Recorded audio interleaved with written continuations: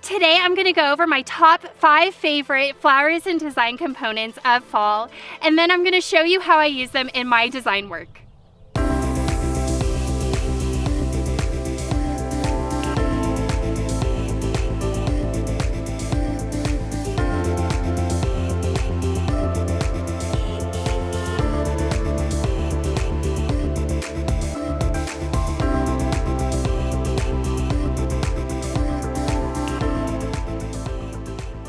The first component I want to share is a pretty common one, but nonetheless beautiful.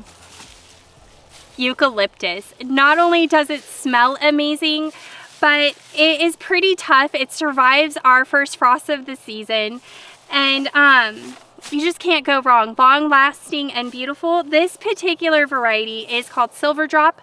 I like it because it's a little bit more airy, which is really nice for design work rather than some of the other varieties that are really big, which are wonderful for bouquets, but when you need something more delicate, this is my go-to variety. Not only is it perfect for greenery, but it also adds a little bit of height with that spike component, which is wonderful because this time of year, a lot of our spike components are kind of done for the season. Variety number 2. Sweet peas. Yes, sweet peas. They are not just a spring flower, but they actually can handle our early frosts that we see in fall. This time of year, I really like to use it with the actual greenery as well. It adds a little bit more whimsy, kind of giving it that fun texture and airy element. Not to mention, the cold weather brings in that delicious scent of the sweet peas that they tend to lose during the summer. So for design components, it just kind of adds a little bit of flair to it, which I just adore. Okay, design component number 3. Dusty Miller. I can't even say that it's just a favorite for fall because honestly, I use it late spring all the way to frost. It's just really nice. It brings that nice gray blue in. It's really frost hardy. It lasts long in the vase. And you can get, today we have the more lacy one, but you can also get New Look, which really bulks up a design when you need to hide those mechanics nicely. So Dusty Miller is wonderful. We like to actually winter it over rather than starting fresh from seed, and it's just a rock star. Okay, component number 4. Ornamental cabbage or ornamental kale. I think it's technically a cabbage.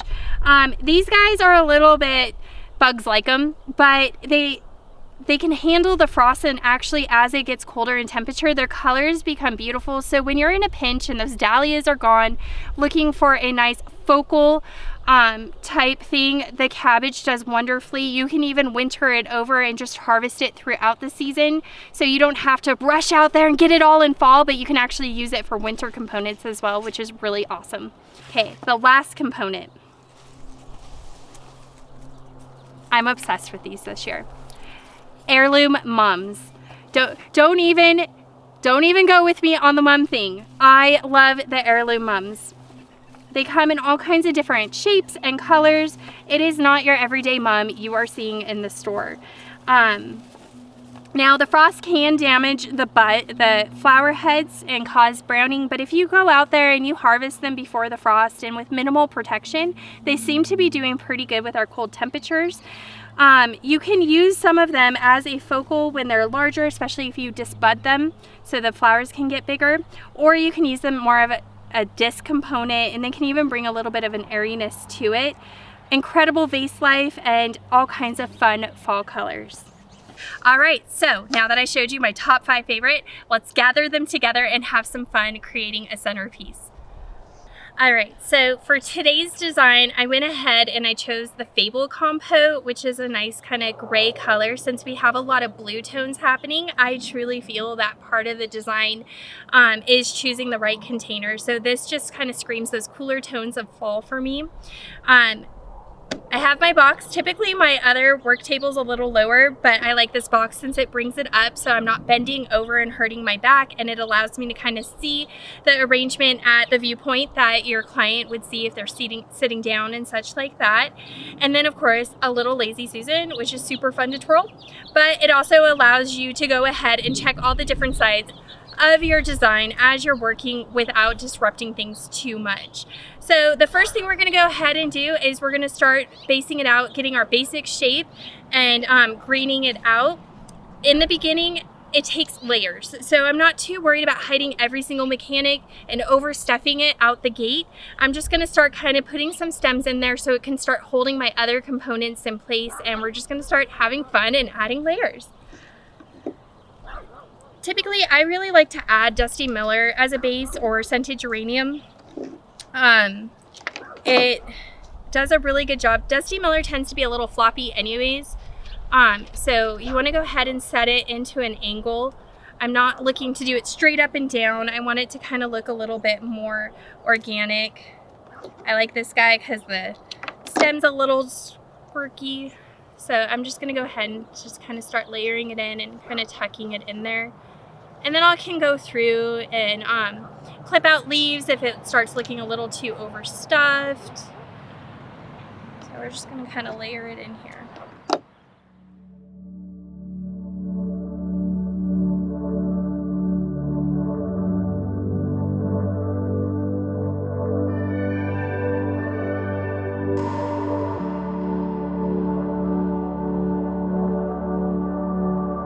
Okay.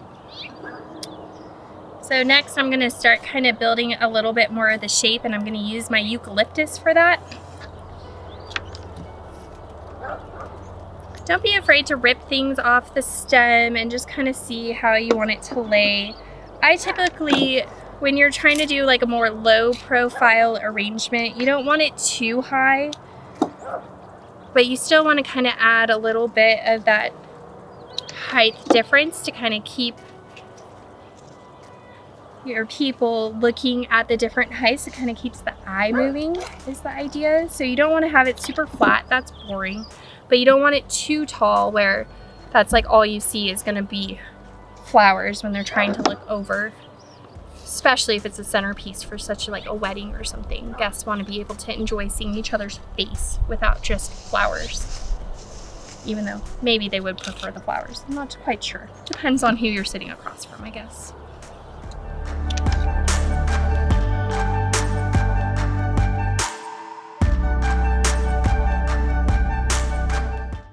Typically an appeasing shape is kind of going for like the triangle type look.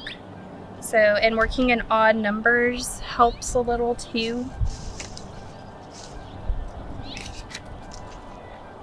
So I basically know that I want my tall side over here, and then I'm going to have a more lower flowing side here. Okay. Now, if I want to use these big honkers, I'm going to have to find some room for them.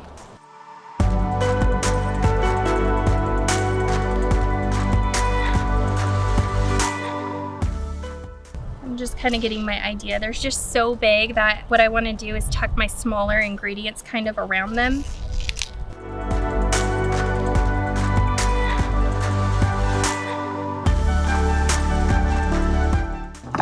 And just, you want to have fun when you're doing the design work and just kind of go with it. You can take things out, you can remove them later. Everything you did, you're not completely married to it. Just have fun with it until it decides to get stuck. There we go.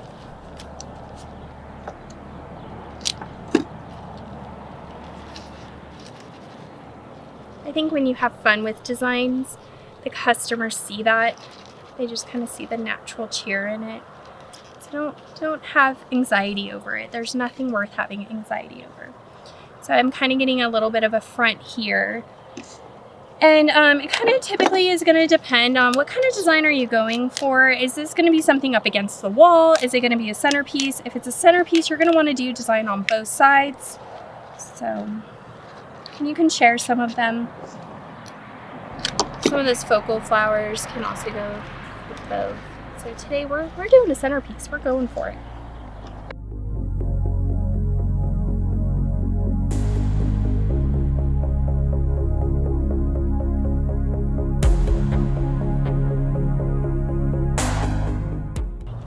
Ornamental cabbage is one of those kind of trickier elements because they're so big, but they're so fun and they're available during the cold season. So we're gonna roll with it.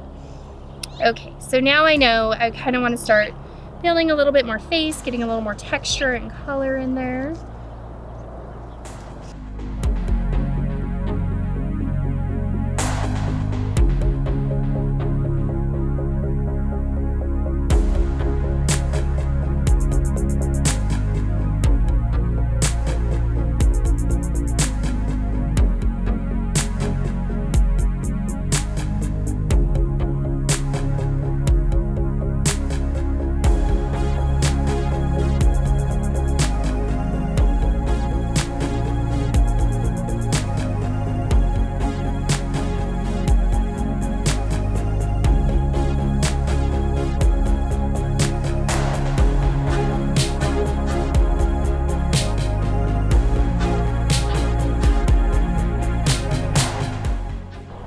I love quirky stems.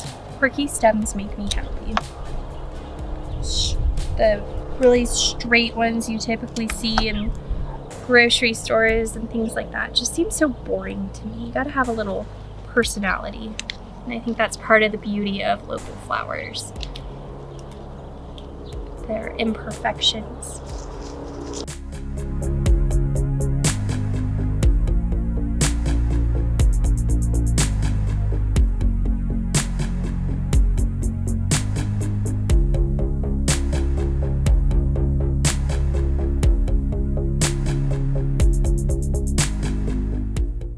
Very October palette happening. It's just kind of fun and whimsical.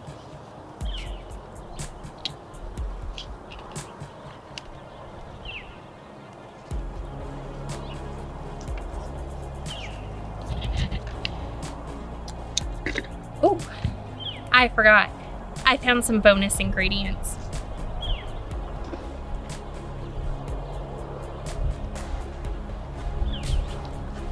Silene to bring a little bit more texture and air and break up these components. And of course, what is fall without the fruits of fall? So we have some thornless raspberry, which I'm obsessed because they tend to get that beautiful golden color, and then you can clip out the more ripe berries and just keep those unripened berries. It's just a fun component to add to it. So we're gonna go ahead and do some of that.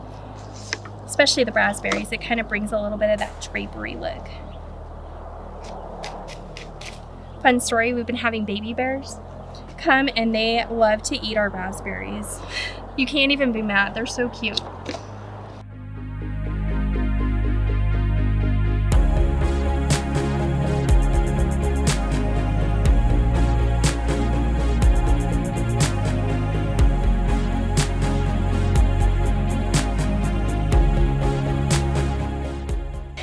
You know, fall, the sun goes away a lot earlier, so just trying to get this done for you guys. So we're racing against the clock. Those mountains, they're beautiful, but they sure make for the days to be a lot shorter here.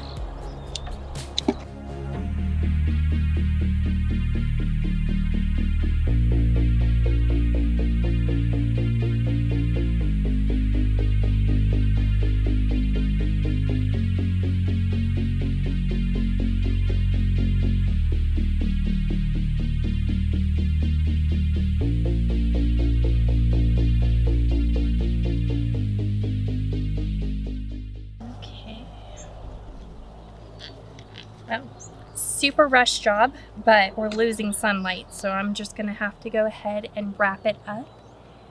So you can see where I was trying to break up a little bit of those components. The cabbage is a little bit more of a challenging focal flower to use in a centerpiece, but nonetheless beautiful. Just keep taking those leaves off, make it a little bit smaller and usable. So we it's very October with the peach tones and the purples. So here it is. We went ahead and we did both designs so that way both sides of the table have something to look at. We went ahead and made it have a little bit more of a life of its own, pouring out a little. And there you have it, a fall inspired arrangement with our 5 favorite flowers for fall. I hope you enjoyed this video today of our 5 favorite fall flowers that were the survivors of frost. And until next time, we are looking forward to helping you hand bloom soon.